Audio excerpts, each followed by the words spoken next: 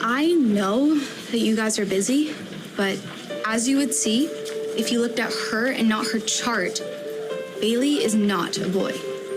And by treating her like one, you are completely ignoring who she is. I'm trans, Norma.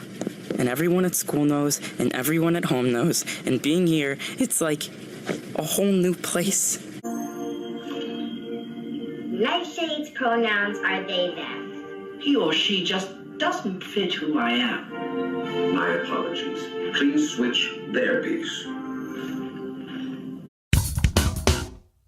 Elon Musk has gone completely scorched earth against Netflix when it came to his attention that, of course, Netflix Kids is trying to groom your children with a pro-trans ideology. And as you can see over here on the screen, yes, Elon Musk posted, cancel Netflix for the health of your kids. And this was in response to Doge designers protect your kids, cancel Netflix meme, where, of course, you have the transgender woke agenda as a Trojan horse being invited into your children's brains. Now, of course, there's a little bit more to this story, and we'll get to it. Before we begin, don't forget to like, comment, and subscribe on this video so we can break through the algorithms. Here we go. Musk shared a post that said, quote, transgender propaganda isn't just quietly lurking in the background on Netflix. They are actively pushing it on users.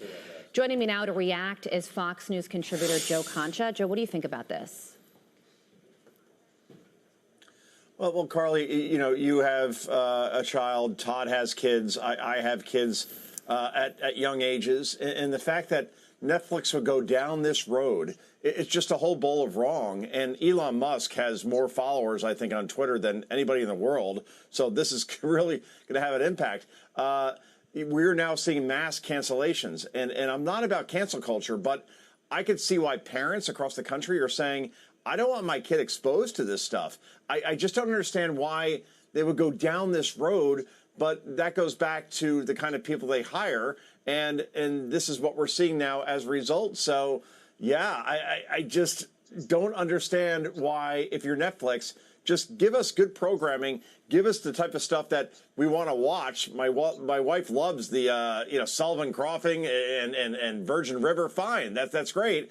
But to go here, obviously you're going to alienate people, and as a result, you're going to hurt your business. I just don't understand it. Yeah, so the show's creator posted on Blue Sky, I have mostly been very okay today and found it all quite funny while really appreciating everyone who has reached out. But the extremely nasty, weird, homophobic, and anti-Semitic emails have started rolling in, and it's getting a little scary. I don't know what he means by either of those things, really, homophobic or anti-Semitic. But if you want to be the parent to teach your child about complex issues related to sexuality, shouldn't you be the one to do that? Exactly. It all happens in the home. And in the home, I very easily can say, hey, I don't want Netflix anymore because I don't want my kid learning about this sort of stuff. So, yeah, I mean, again, playing the victim here is the producer. And obviously, he's probably going to have a problem finding a job after this because Netflix is really being hurt right now as far as people canceling. Therefore, the stock goes down. Therefore, a lot of things, bad things happen.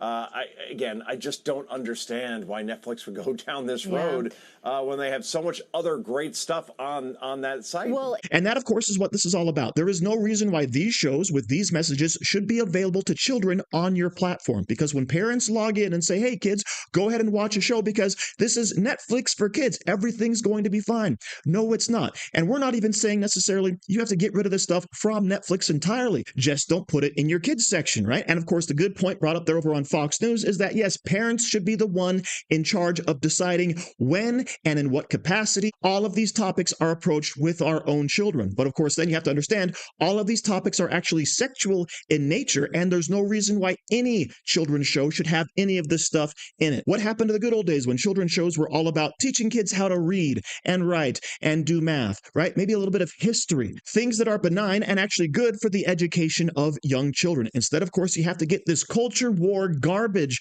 in there that, of course, is very polarizing.